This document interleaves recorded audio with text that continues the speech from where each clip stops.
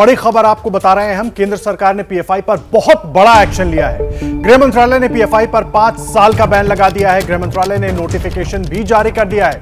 PFI से जुड़े कई संगठनों पर भी बैन लगाया गया है। पीएफआई को आतंकी गतिविधियों में पीएफआई शामिल रहा है और इसी के आधार पर यह कार्रवाई हुई है। लगातार छापेमारी हुई। छापेमारी के दौरान जो सबूत मिले, जो कनेक्शंस मिले पीएफआई के अलग अलग आतंकी संगठनों से, फंडिंग को लेकर जो कनेक्शंस मिले, उन तमाम चीजों को जोड़ने के बाद यह बड़ा फैसला केंद्र सरकार की तरफ से लिया गया है। पीएफआई पर और पीएफआई से जुड़े संगठनों पर 5 साल के लिए हंटर चला है केंद्र सरकार का। 5 साल का बैन लगा दिया है केंद्र सरकार ने। और इस बीच देखिए, इस पर प्रतिक्रियाएं आने भी शुरू हो गई हैं। केंद्रीय मंत्री गिरिराज सिंह ने ट्वीट कर कहा है बाय बाय पीएफआई। साथ में उस गैजेट का स्क्रीनशॉट भी उन्होंने शेयर किया है अपने ट्वीट में और उन्होंने लिखा है बाय बाय पीएफआई। लगातार जिस तरह के आरोप पीएफआई के ऊपर लग रहे थे, बैन करने की मांग भी चल रही थी, उठ रही थी, लेकिन केंद्र सरकार की जांच धीरे धीरे करके आगे बढ़ रही थी। और अभी पिछले कुछ दिनों में जिस तरीके से छापेमारी पिछले 2 हफ्तों में हमने देखी है पीएफआई के तमाम संगठनों पर अलग अलग राज्यों में, उसके बाद ये बड़ा कदम उठाया गया। और देखिए आदेश में क्या खास है, पीएफआई आपराधिक मामलों में शामिल रहा है, यह साफ तौर पर गैजेट में कहा गया है। देश की सुरक्षा के लिए पीएफआई खतरा बन गया है, यह बात भी गैजेट में मेंशन की गई है। और पीएफआई के कैडर विध्वंसक कामों में लगे रहे हैं, मतलब देश को तोड़ने के, देश में माहौल खराब करने के कामों में लगे रहे हैं। एक प्रोफेसर तक का हाथ काटने में पीएफआई शामिल है। तमाम लोगों के नाम गिनाए गए हैं और उसमें यह प्रमुख रूप से रखा गया है दूसरे धर्मों के लोगों की हत्या में पीएफआई शामिल है। यह भी एक बड़ा कारण बना पीएफआई पर बैन का। आतंकी संगठनों से भी पीएफआई का संबंध है, जो बात बार बार उठती रही है। केंद्रीय जांच एजेंसियों की जांच में भी यह बात निकल कर आई है। पीएफआई के कुछ सदस्य आईएसआईएस में भी शामिल हुए हैं। इसको लेकर बार बार पीएफआई सवालों के घेरे में आता रहा है। और देखिए, हवाला के जरिए देश के भीतर और बाहर से फंड जमा किया पीएफआई ने। और ये जो पिछले कुछ दिनों में लगातार छापेमारी हुई है, इस फंड से जुड़े, फंडिंग से जुड़े तमाम सबूत भी मिले हैं। और फंड का देश विरोधी काम में इस्तेमाल किया है पीएफआई ने। यह बड़ा आरोप पीएफआई के ऊपर है, जिसके तहत यह कार्रवाई हुई है। यूपी, कर्नाटक, गुजरात ने पीएफआई पर बैन लगाने की मांग की थी। यूपी, कर्नाटक और गुजरात के सरकारों की तरफ से पीएफआई जैसे संगठन पर बैन लगाने की मांग पहले ही की गई थी। तो आखिर गृह मंत्रालय के आदेश में क्या क्या है और किन वजहों से पीएफआई पर बैन लगाया गया है, यह आपने जाना है। साथ ही आपको बता दें कि अब कई प्रतिक्रियाएं भी निकलकर सामने आ रही हैं। बीजेपी महासचिव अरुण सिंह ने कहा है कि देश की कई घटनाओं में पीएफआई शामिल था, देश को तोड़ने का काम कर रहा था पीएफआई। राजस्थान में भी जिस प्रकार से कई जिलों में, करौली में, जोधपुर में, कई जिलों में, उदयपुर में, कई जिलों में वहां पे दंगा हुआ, उसी समय हम कहते कि पीएफआई का उसमें हाथ है। सोची समझी षड्यंत्र के रूप में हाथ था। यहाँ तक कि जब यहाँ पे भी सरकार थी हमारी, इनकी सिद्धरमैया की सरकार थी, उस समय भी 23 से अधिक हिंदुओं की हत्या हुई थी, प्लान्ड वे में हत्या हुई थी। ये जरूरी है कि देश को एक रखने के लिए, अखंड रखने के लिए इस पे बैन होना चाहिए। तो 5 साल का प्रतिबंध पीएफआई पर लगा दिया गया है। लगातार एबीपी न्यूज आप तक ये जानकारी पहुंचा रहा था किस तरह से पीएफआई का काउंटडाउन शुरू हो गया है। और सबसे पहले ये फैसला जैसे ही आया, हमने आप तक इसकी जानकारी पहुंचाई और पीएफआई पर यह बैन 5 साल के लिए लगाया गया है। सबूतों के आधार पर जो सबूत ये कह रहे थे कि किस तरीके से पीएफआई देश को कमजोर करने का काम कर रहा है। जो आदेश जारी किया गया, जो गैजेट जारी किया गया, उसमें एक एक गुनाह पीएफआई के तमाम सदस्यों का गिनाया गया है। बताया गया है कि किस तरीके से पीएफआई देश विरोधी गतिविधियों में शामिल रहा था। उसके कई मेंबर्स ऐसे थे जो आईएसआई से भी जुड़े हुए थे और साथ ही एक खास समुदाय के लोगों को भड़काने का काम कर रहा था पीएफआई और एक धर्म के खिलाफ लोगों को उकसाने का काम लगातार पीएफआई कर रहा था। देश विरोधी गतिविधियों में लगा हुआ था। देश के खिलाफ युद्ध जैसा माहौल बनाने में भी पीएफआई लगा हुआ था। और अब तमाम एक एक करके प्रतिक्रियाएं भी सामने आ रही हैं। दुश्मन मुल्क के कहने पर हमारे देश के नौजवानों को गुमराह करके उनको आतंकवाद में झोंके, खुलेआम भारत की भूमि पर पाकिस्तान जिंदाबाद के नारे दे, तो ऐसे संगठन पर जरूर प्रतिबंध लगेगा। अब यह बदला हुआ नया भारत है, यह कांग्रेस दल के कार्यकाल का पुराना भारत नहीं है। यह आदरणीय प्रधानमंत्री मोदी जी के नेतृत्व में बदला हुआ नया भारत है। इस नए भारत के मुल्क में किसी भी देशद्रोही गतिविधियों को बढ़ावा कतई नहीं मिल सकता। उन पर प्रतिबंध जरूर लगेगा। जो सरकार का ये जो प्रतिबंध लगाने का फैसला है, यह फैसला ये सुनिश्चित करता है कि इस भारत के भूमि पर आतंकवाद को हम पनपने नहीं देंगे।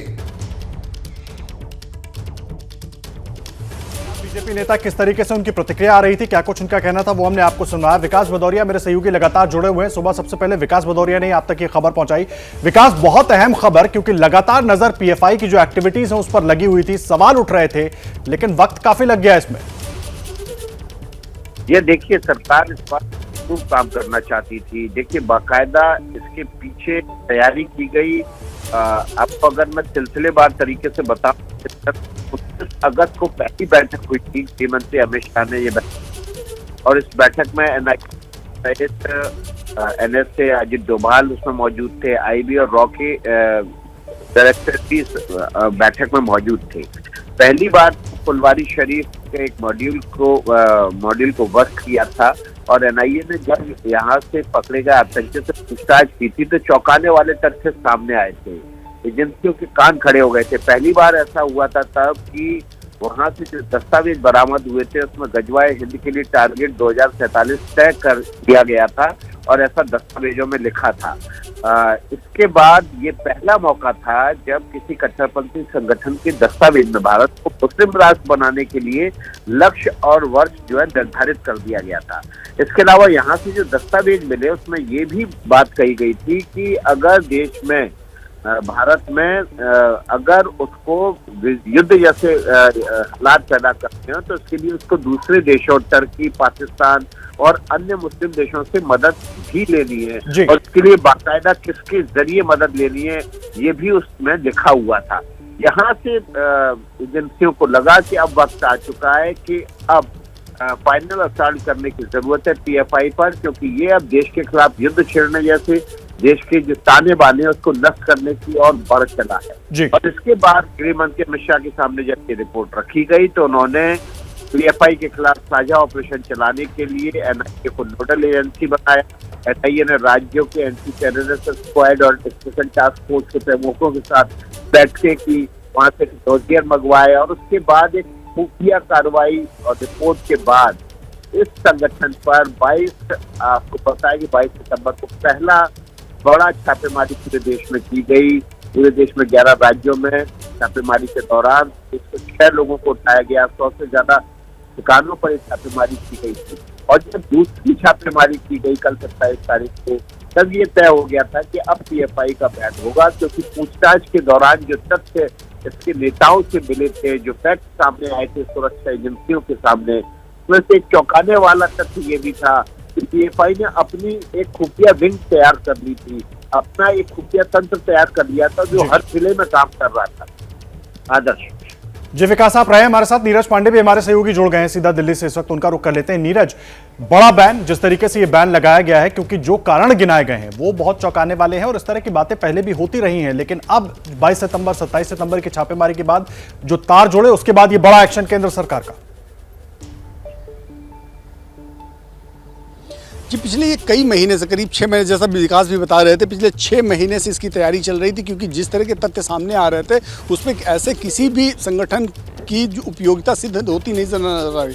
मैं आपको बता दूं कि नवंबर 2021 में जिस संजीत की हत्या की गई थी केरल में, और उसके बाद सीरीज हत्याएं हुई, और लास्ट ईयर मतलब इसी साल मार्च में भी एक हत्या हुई। उसके बाद हम लोग खुद केरल गए थे, और केरल जाने के बाद जो हम लोगों ने ग्राउंड रिपोर्ट की, ग्राउंड रिपोर्ट में भी ये पता चला था कि पीएफआई कहीं ना कहीं अंतर्राष्ट्रीय संगठनों के साथ जुड़ी हुई है, और गृह मंत्रालय को ऐसी रिपोर्ट भी मिल रही थी। हाल ही में जो छापे पड़े, और छापे पड़ने के बाद लगातार पीएफआई के दफ्तरों से जो पेपर्स मिले, कागजात मिले, उसमें साफ तौर पे ये देखा गया कि सीरिया और इराक के कई आतंकवादी संगठन हैं जिनके संपर्क में हमारे देश की ये संस्था पीएफआई और उसके जो अन्य जो संगठन हैं, चाहे वो एसडीएफआई हो या दूसरे संगठन हो, इनका वीमेंस फ्रंट है, इनका यूथ फ्रंट है, वो सारे के सारे कहीं ना कहीं सीरिया और इराक के जो टेरर नेटवर्क है उनके साथ संपर्क में थे।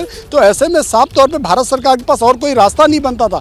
खुद गृह मंत्री अमित शाह इस पूरे मामले को मॉनिटर कर रहे थे, और गृह मंत्रालय के अधिकारियों ने जब रिपोर्ट उनके सामने रखी तो उन्होंने एक्शन लेते समय नहीं लगाया। उन्होंने तत्काल निर्देश दिया कि इस पर तुरंत बैन लगाया जाए, और सिर्फ बैन ही नहीं लगाया, आपने कल देखा वो 247 लोगों को देश के अलग अलग हिस्सों से गिरफ्तार किया गया और ये गिरफ्तारियां भी रुकने वाली नहीं है। अभी जो हमारी जानकारी है उसके अनुसार गृह मंत्रालय पूरे मामले में नजर बनाए रहा, एनआईए और ईडी अभी और छापेमारी करने वाली हैं।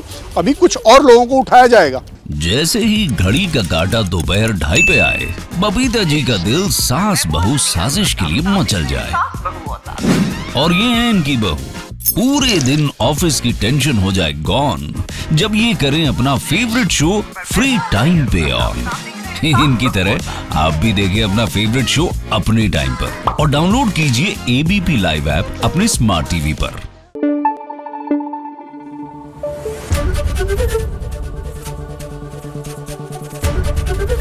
एबीपी न्यूज आपको रखे आगे।